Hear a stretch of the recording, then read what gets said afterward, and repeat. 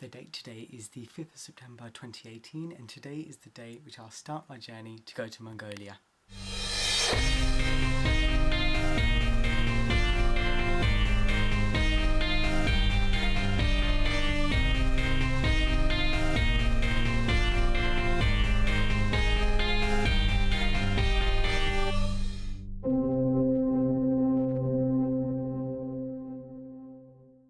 So I turned up in Russia. I'm going to lay over here for a few hours. I'm scared I might die. But it's okay though, because there's a TGI Fridays, which is very reassuring. Yeah.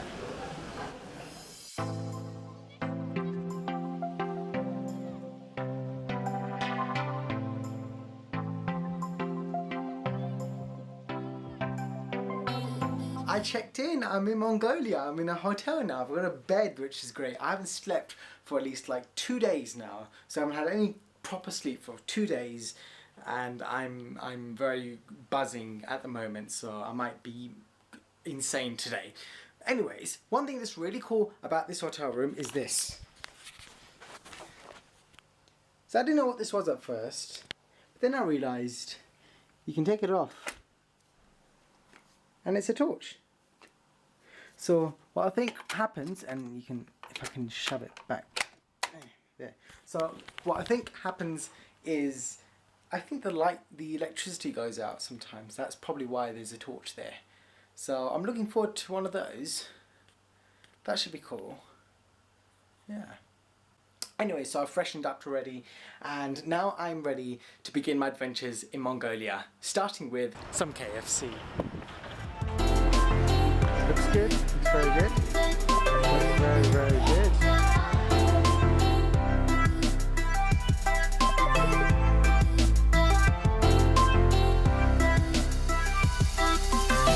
I also visited the International Intellectual Museum, which is essentially a museum about puzzles and games that involve puzzles and just loads of things about puzzles. The museum apparently had 11,000 exhibits there about different kinds of puzzles. I think the largest puzzle that they had there, they said it takes 56,871 moves to unlock it all. One particular floor had, it was like a chess section. A lot of the pieces were made through like this jigsaw, so you piece all these kind of pieces together to form one big piece. But there was some chessboards that were extremely big, like I'm saying twice the size of this room. Yeah, definitely twice the size of this room. There was a cabinet actually with chessboards that are from around the planet, so in just different ones from different countries. But there was one chessboard which was the Doctor Who chessboard, which I've got at home. There was one right in the cabinet, randomly there, and all the other chessboards are from particular countries and they've got their kind of marks on them, and then Doctor Who's one is randomly there. What are the chances of a Doctor Who chessboard being in a museum that I wasn't that intending to go to, but I ended up going for some bizarre reason to a country that I ended up going for a reason I still haven't found out yet, but was this the reason? I bet this is the reason. Something was drawing me to that chessboard, because I swear what was that there for? That's amazing. That was so cool. I genuinely begged them for me to take a photo of that cabinet, because it was just, what is that doing there? Ugh.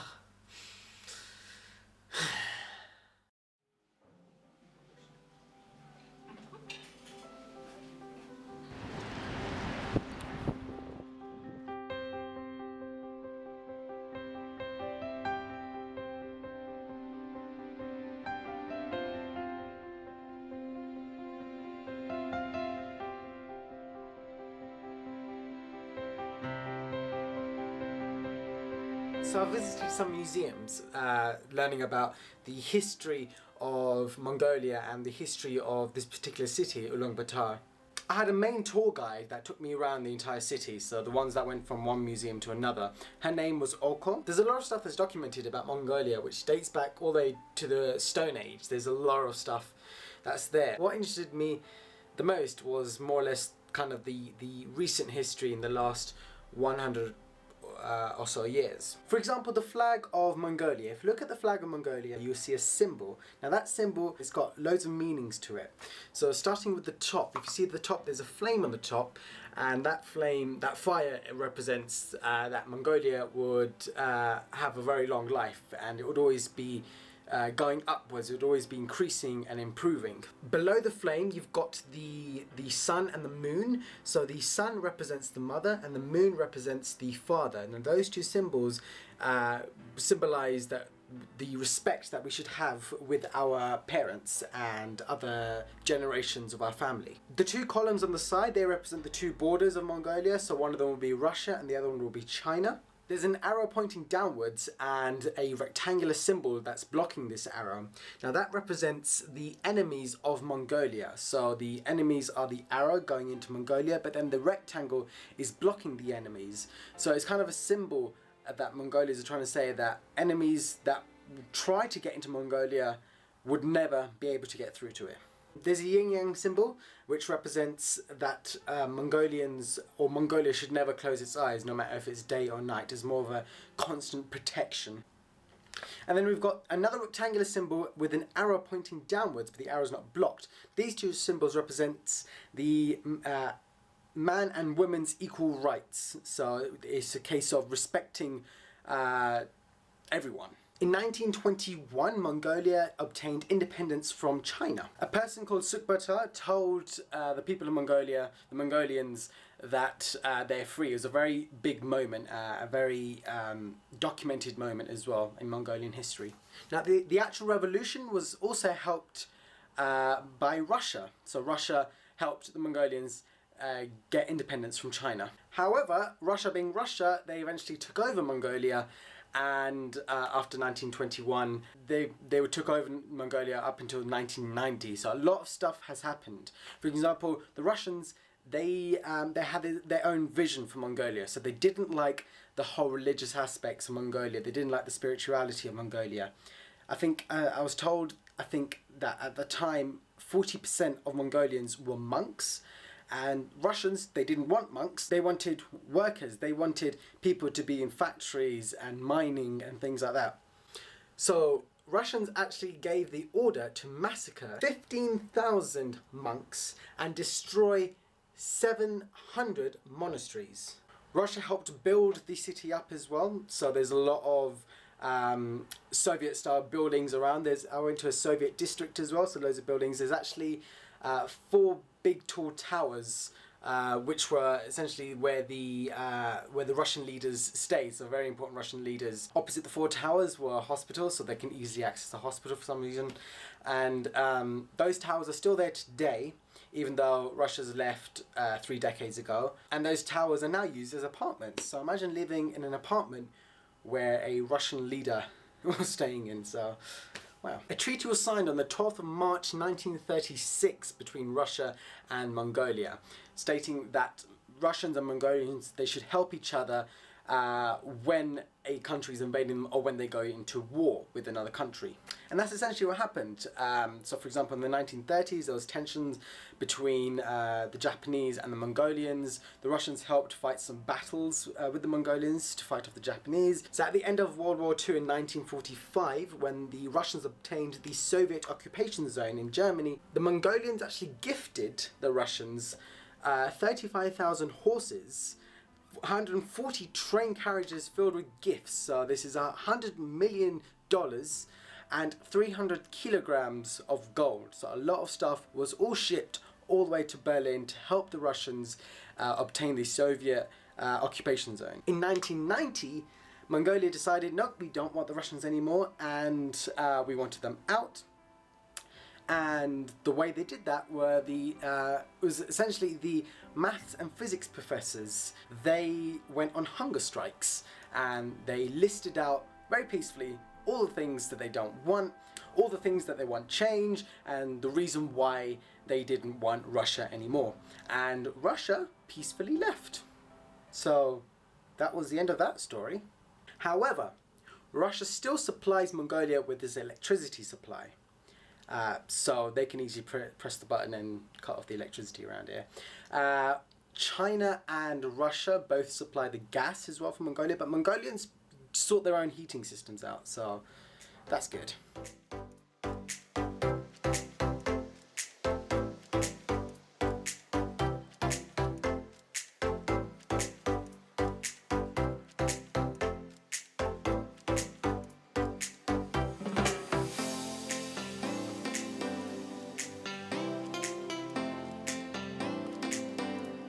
I ended up going to Oko's house and we made some dumplings there, which was incredible.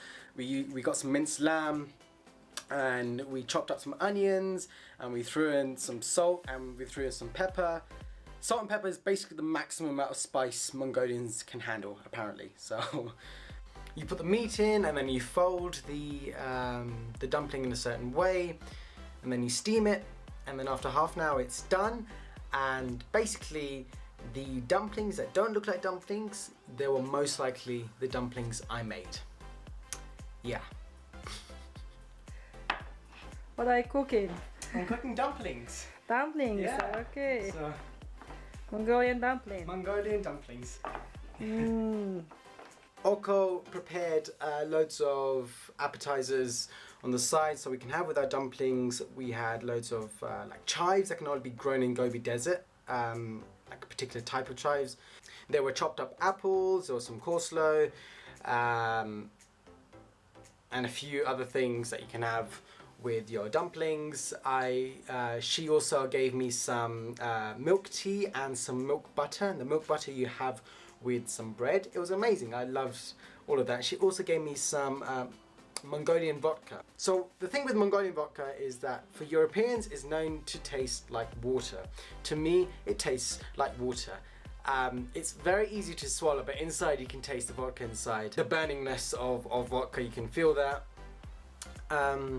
Basically it's like the normal vodka you would get in the UK, but diluted with water quite a lot. That's what Mongolian vodka tastes like.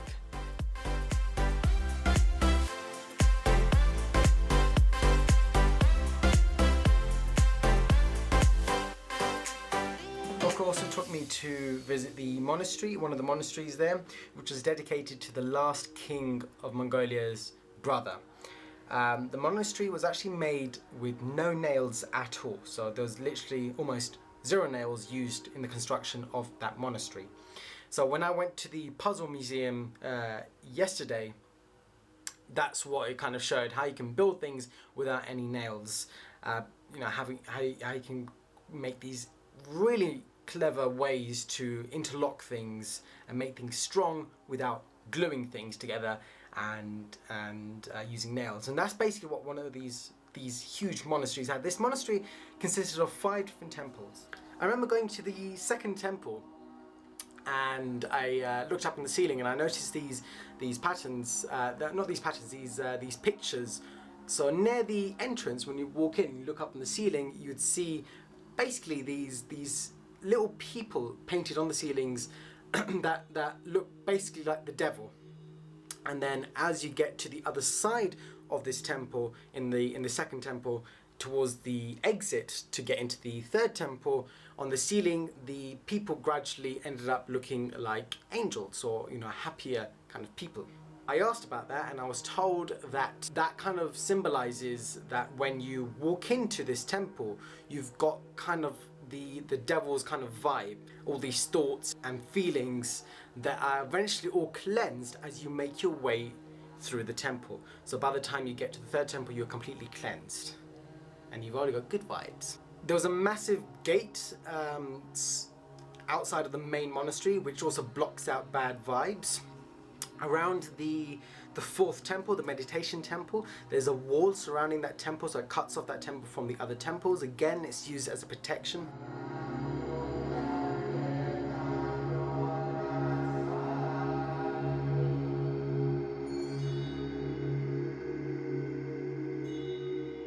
Oko also told me about the modern way of living in Mongolia, which is very interesting when you compare it to the UK's kind of way of living.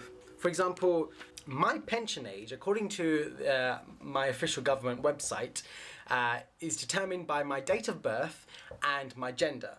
Currently, my retirement age is 68. And what that means is that if I retire at 68, I will immediately receive my state pension on my 68th birthday. So if I retired before that time, I would not receive my state pension. In Mongolia, men retire at 60 years old and women retire at 55 years old. Now, if a woman has 4 or more children, the woman can retire at 50 years old. And maternity leave. So maternity leave in the UK, so paid maternity leave in the UK lasts for 39 weeks of just paid leave in the UK. Paternity leave in the UK lasts for 2 weeks of pay. 2 weeks of time off, which is fully paid. In Mongolia, maternity leave is 3 years long. 3 years of paid maternity leave. However, it's only for 1 week of paternity leave that fathers have.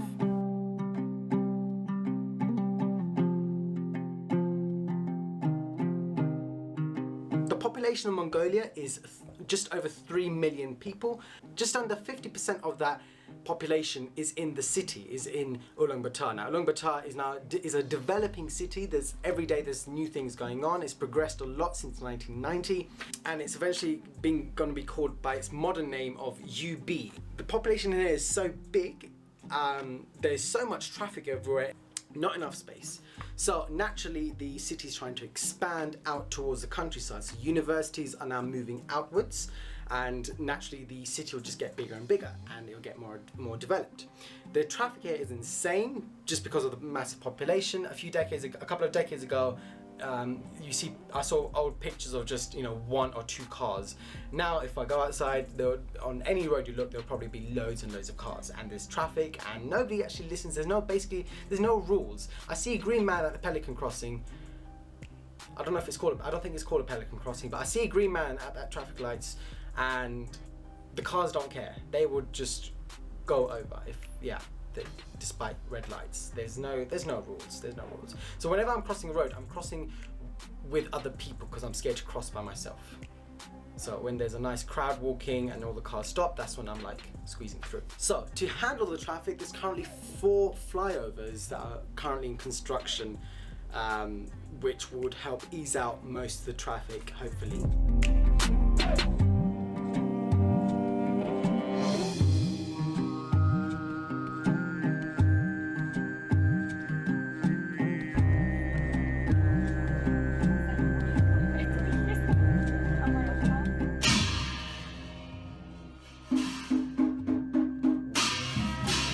Loads of paper mache masks as well, which is amazing. I made a paper mache mask when I was in year 7. I was about 12 years old. It didn't look like anything like it's done over here.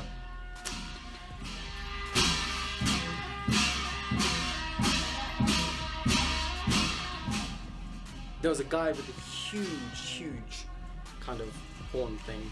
It's very big. There's dancing, there's a throat singing, which I heard for the first time in my life. Mongolian throat singing, really good. And just loads and loads of things, and it was an amazing evening. Thank you for your attention, and wish you all the best. And a nice stay in Mongolia. So after the concert, the tour guide and I, we went to a pub, a bar called Chinggis Club, and we had Chinggis beer. Now, fun fact, Chinggis is named after Chinggis Khaan. Now, Chinggis Khaan, we know him as Genghis Khan. They're both the same person, but I think what happened was the original name is Chinggis Khan. In fact, Chinggis Khan actually had an original name. But Chinggis Khan, when it was first interpreted as through a translator, for some reason the translator had like a hearing problem, and then the translator spelt it in English as Genghis Khan, and then it's been used as Genghis Khan up until today. So the Mongolians actually laugh at anyone else who pronounces it as and spells it as Genghis Khan. So it's actually Chinggis Khan. Completely different. Anyways, I had an amazing time at Chinggis Club. It was great. Me and the tour guide got to know each other more. We spoke about life and whatnot, etc. Chinggis beer, there's two different versions that I had at that place. There's the normal one and then there's the dark one. The dark one's the stronger one, and I had the dark one. Not only did I have the dark one, I had the 1 litre dark one. In fact, I got an extra half a litre afterwards. So I had 1.5 litres of beer inside me right now. I am relatively tipsy, yes. But it was an amazing day. I really loved today. It was amazing. Yeah, definitely worth it.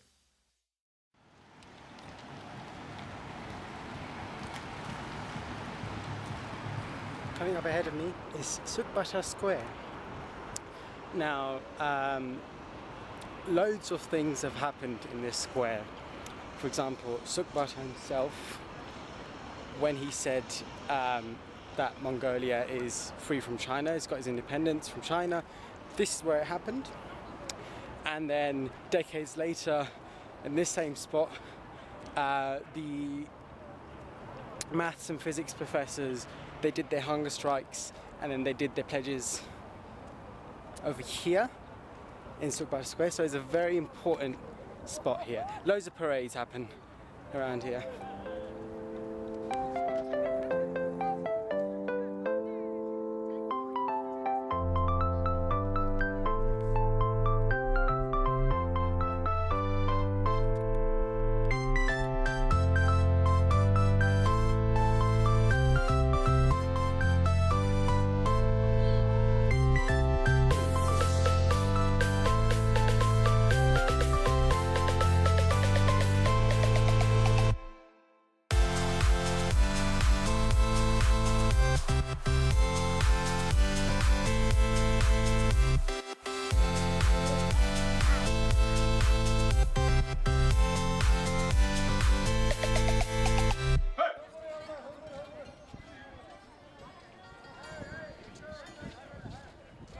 The market itself is huge, and inside there was a complete maze in terms of just getting from one lane to another.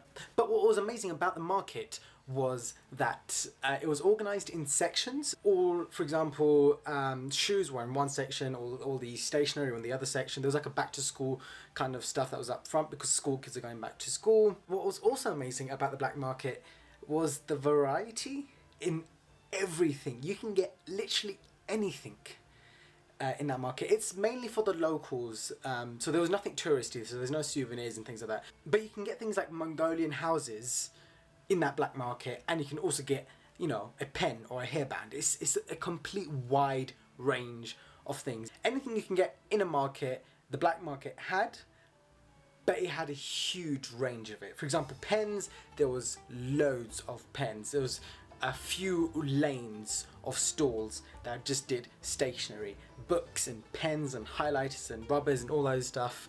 Shoes, I say about a quarter of the market was dedicated to shoes. If I were to give a number, I think I saw around at least 100,000 pairs of shoes there. It was crazy. If not, then it's more. It was, this sounds dramatic and exaggerating. I am not exaggerating. There were so many shoes there. It's crazy. Tracksuits as well. There was, a whole lane of different types of tracksuits. Fabrics as well. There's another whole lane filled with different types of fabrics that you can buy, different colors, different materials. Even threads. If you just wanted to go to the market to find threads, there's hundreds of threads that you can buy there. They even do like work uniforms and school uniforms there with, actual school label brands and things like that. Things that I didn't even know existed were in that market. It was incredibly big and just vibrant, and it was packed with people. It was great. It was amazing. It was amazing. And I loved how, like, every few stalls that I went past, there was like a nice group of people. The vendors, they all kind of grouped together and they played cards. In the different lanes, every 4 or 5 lanes, you'd see a group of people playing cards and whatever, which was a very nice sight to see. But yeah.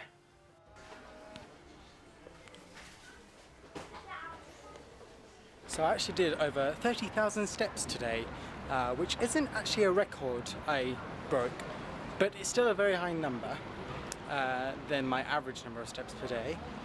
So I think it's time to celebrate with Burger King. Burger King over here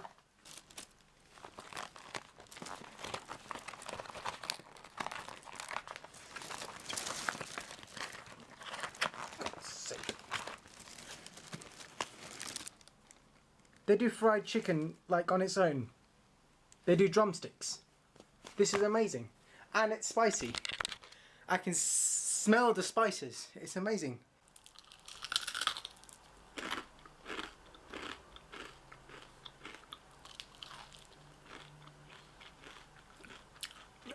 And it's amazing. Wow, this is good. This is very good. Look how long this straw extends to.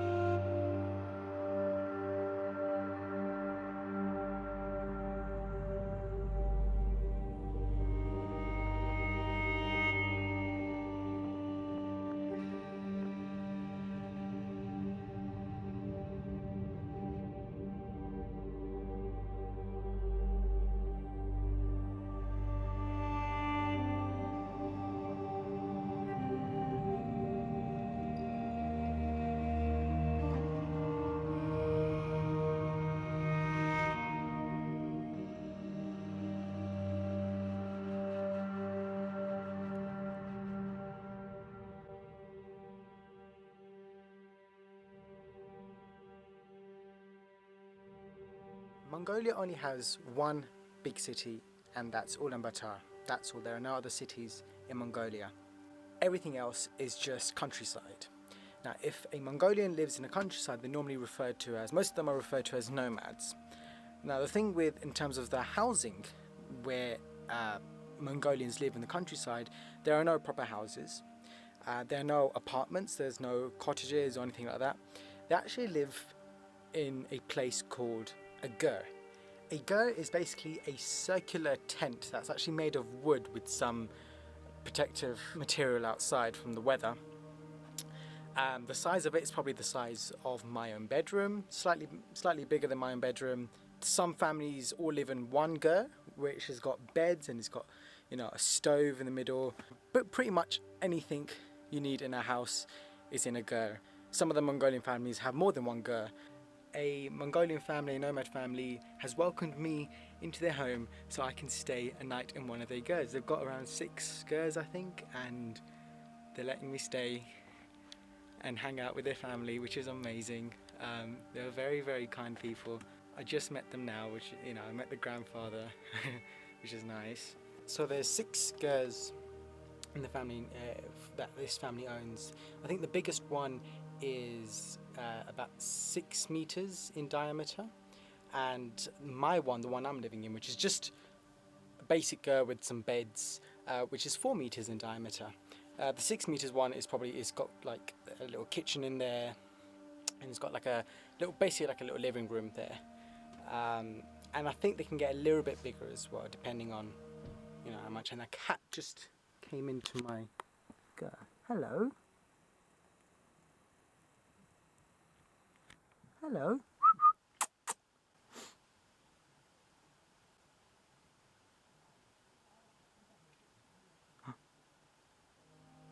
The grandfather is extremely lovely. When I met him, he asked me.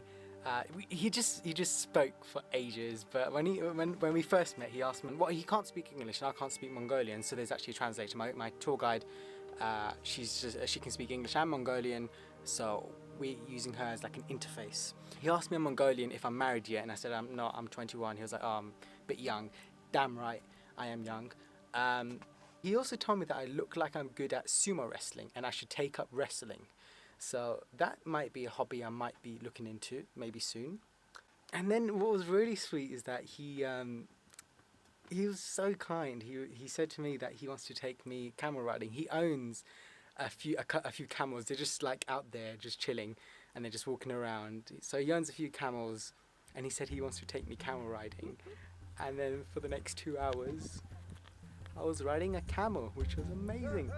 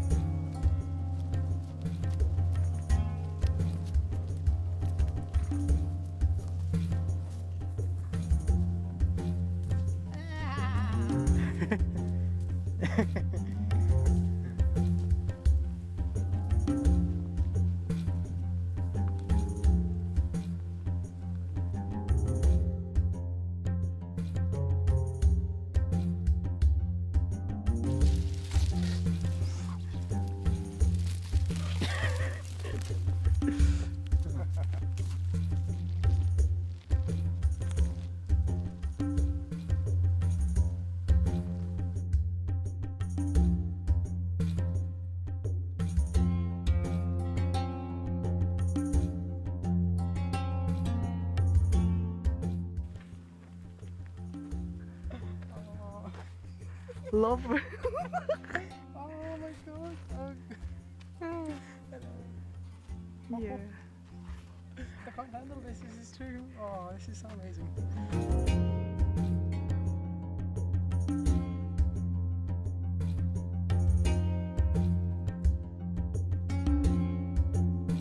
Along with camels, the family also own horses.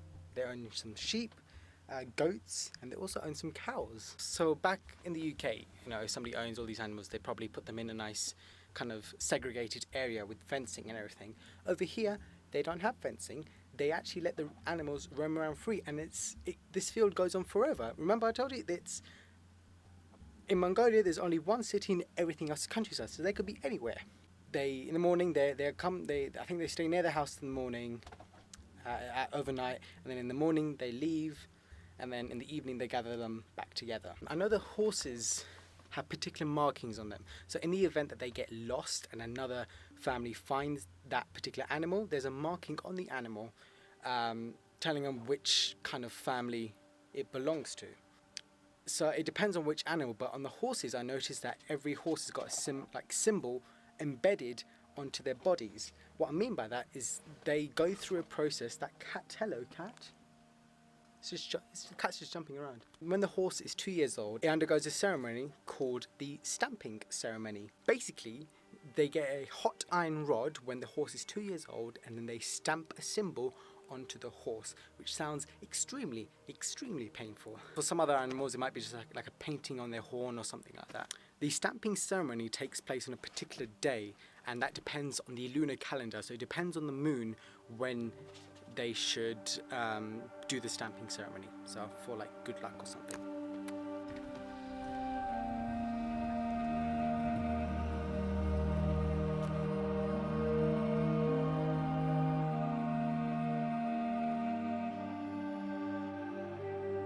There's very basic conditions here. There's, you know, a simple tap water supply. The toilet's very simple, massive hole in the ground, but the family have got these toilets. So there's a massive hole in the ground, and then they put a toilet, a normal toilet on top of it, but they took the bottom of the toilet cut off. So when you're doing your business, it goes through the toilet and straight into the massive hole underneath, and it's extremely dark, so I can't actually see what's down in the hole unless I shine a torch through it, and I don't think it's pleasant to shine a torch through something like that. But yeah, basic heating as well, and basic electricity. They got some solar panels, but you know, that's about it. There's no plugs or anything around here. I don't think I can easily hook up to the solar panels with my mobile, so you know.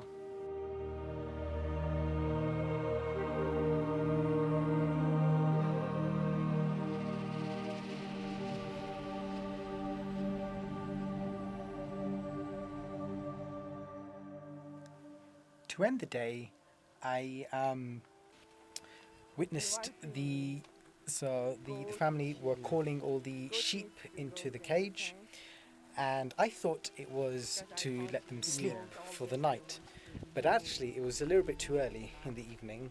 What their plan was to pick and choose one sheep, take it out of the cage, let all the other sheep free, and take that chosen sheep to the side.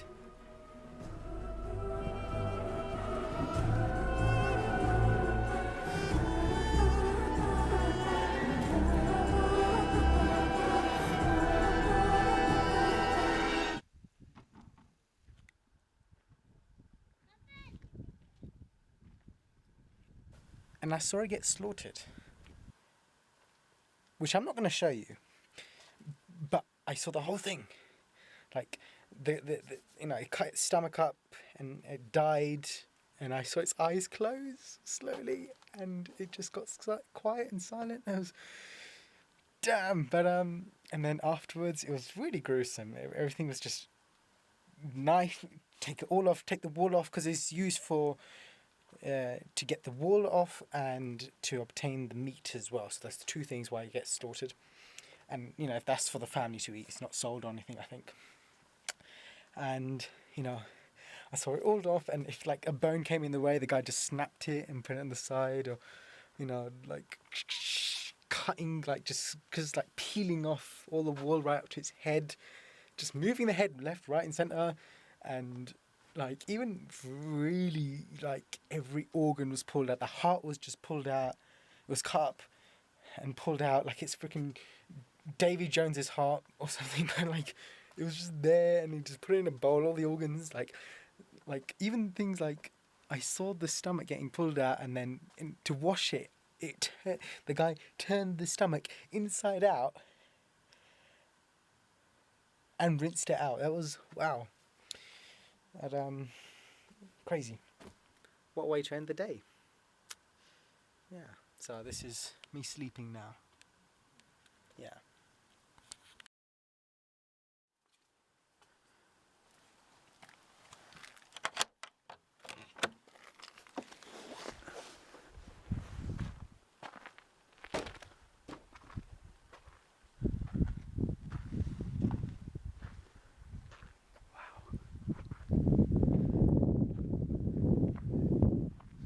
Imagine waking up every single day with a view like this.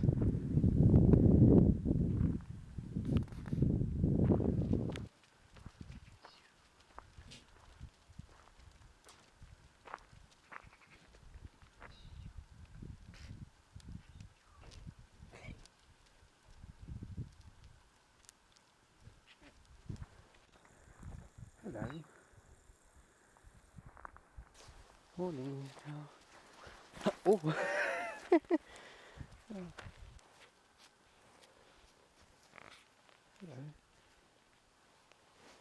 Oh, I can't handle this. It's too much.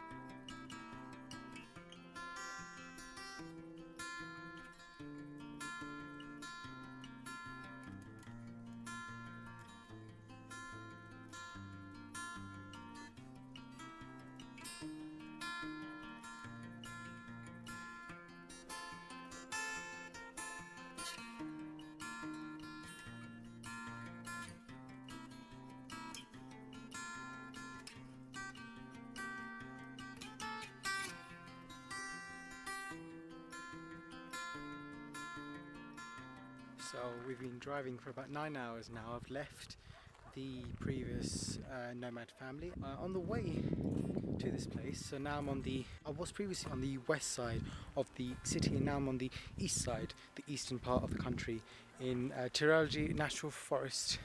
On the way here we stopped off at a turtle rock, which is a massive turtle rock formation, which was massive, really massive, and amazing. I think there was a story about how some dude like hid treasure or something, either inside or behind the turtle or something like that. But it was very cool. And then we also stopped off at a Buddhist temple. It's quite a young temple, only around 20 years old. It was up in the mountain, and you had to climb all these steps.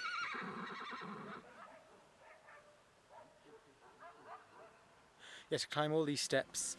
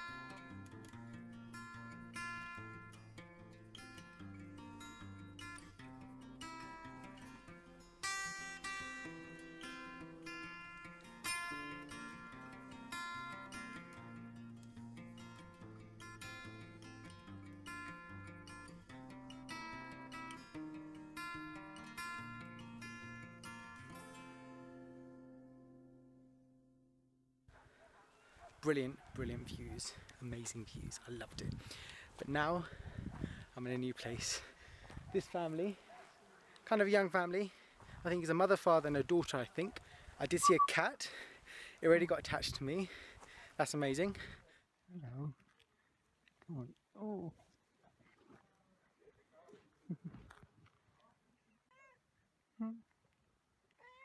Oh, sorry. I just heard a horse right in front of me, which I'm approaching towards. There's 4 girls here. This family, they got more of a basic toilet. So, you know, comparisons. But the view here is incredible. This is one of the most stunning views I've seen in a very long time of the mountains. It's amazing.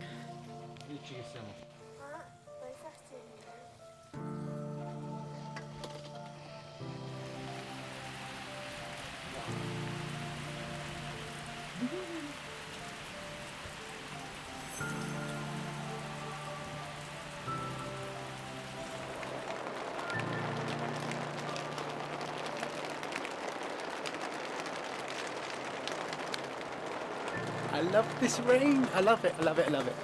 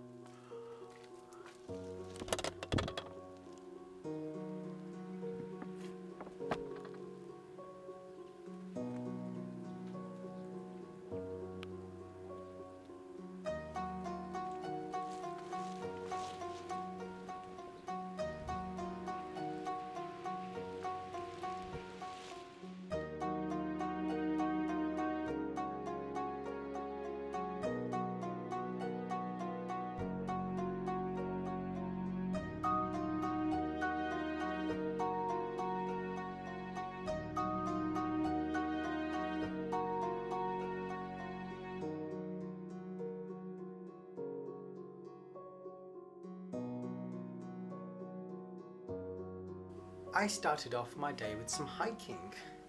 We hiked all the way up to quite high up to the mountain behind our girls. there was this leaf which I don't know the name of yet, but there was this leaf which apparently the stem, which is a red stem, has like good properties, which also includes like anti-cancer properties and things like that.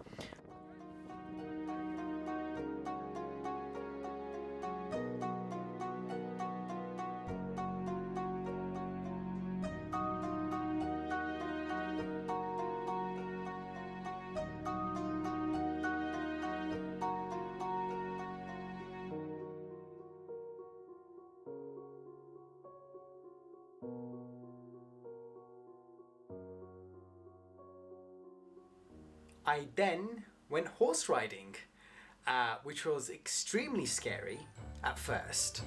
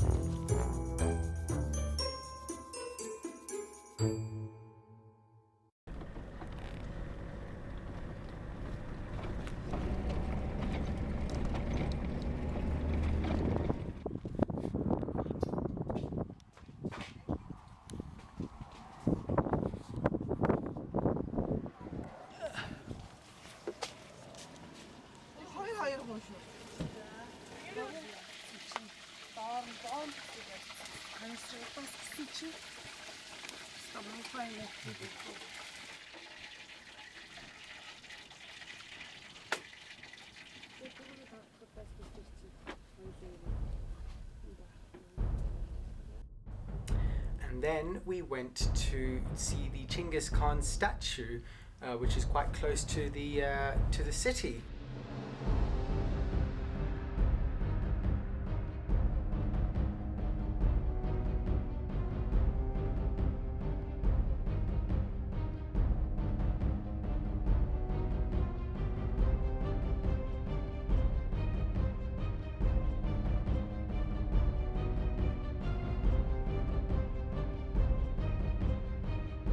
I always thought it was just a statue there, but there's actually a museum there. So once you go inside, there's a museum about Mongolian history. So, for example, it showed Chinggis Khan's, his kind of reign, and it also showed what I liked the most was it showed the Gurs, the evolution.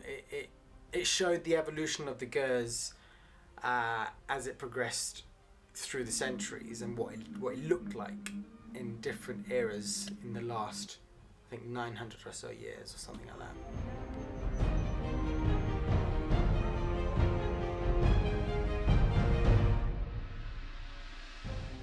And now I'm back here in my hotel. I'm back here in the city. I'm back in Ulaanbaatar or UB for a couple more days. I've had an amazing time in the countryside. Really just brilliant time. I wish I was there for longer, but I'm here now, and yeah, I'm going to make the most of it now. A couple more days left. So I've all freshened up now. Had a nice long shower, to the spa, and every time I pass the ground floor of my hotel, there's an Indian restaurant, and it smells really nice in the evenings when I pass it. So today I'm going to eat Indian food. What I do like is that they have a Nando style spiciness, so you can actually change the level of spiciness of your meal, which is good. I want to go for the 100% one.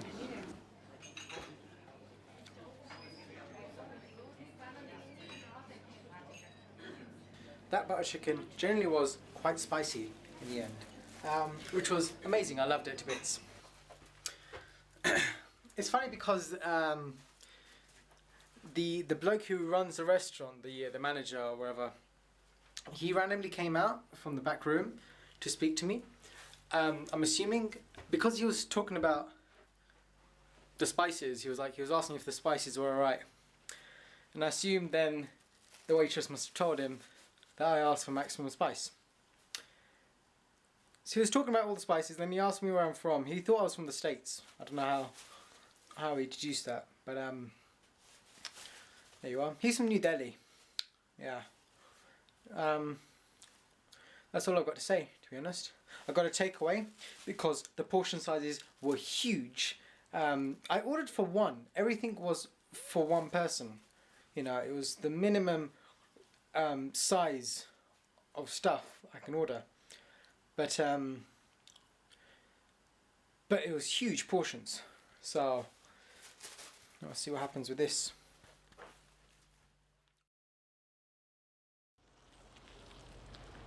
That building there, it looks a lot like Linton House in Ilford. In fact, the architect who designed Linton House also designed that building there. Fun fact. Yeah, that was a lie. That didn't happen.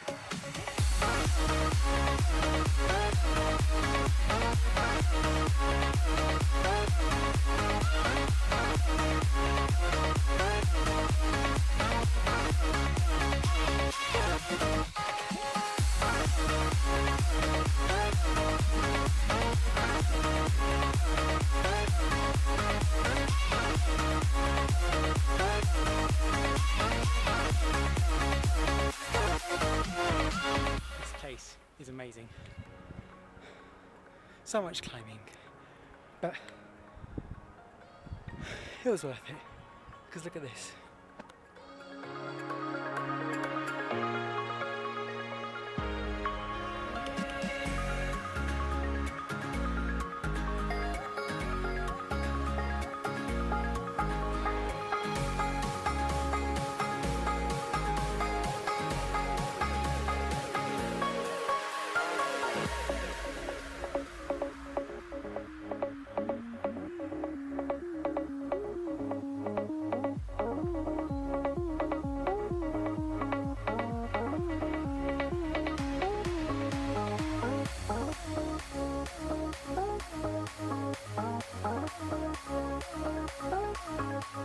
KFC is open 24/7 here. That's amazing.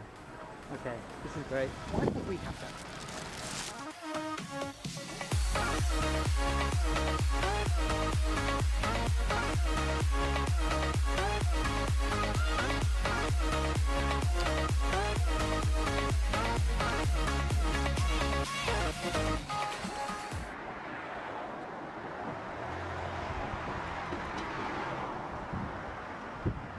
It's nearly 4:30 in the morning. I haven't slept all night, mainly because I've got a flight tomorrow or today at 9 AM. So I'd rather catch my flight than sleep through my flight. So solution, don't sleep.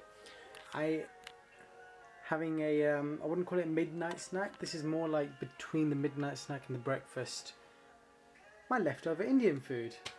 Which I'm looking forward to. Well, it's 5:45 now. I have packed, freshened up, and now I'm ready to leave. It's been good. It's been good.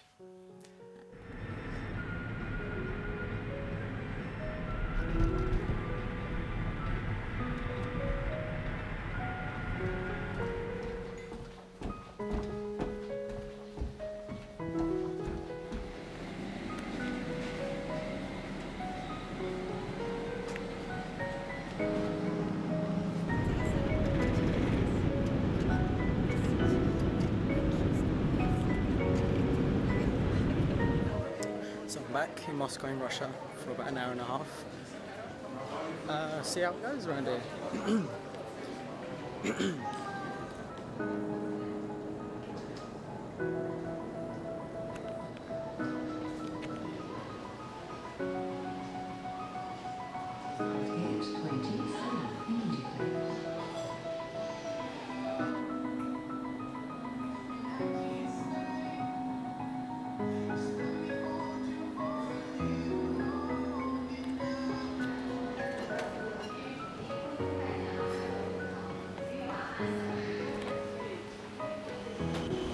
I think I'm the only one to board this flight because there's no one around.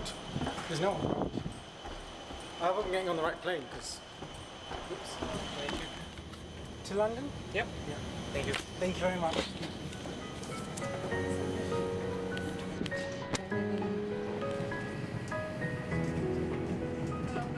Thank you.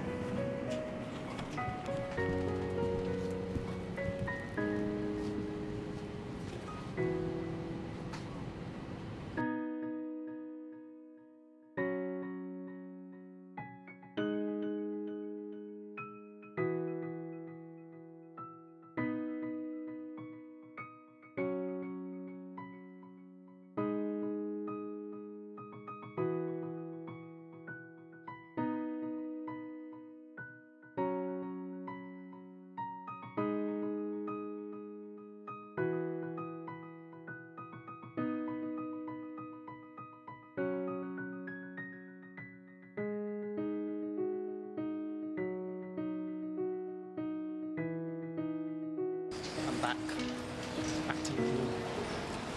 Got my suitcase. It's all good. Okay, this is amazing. Lovely.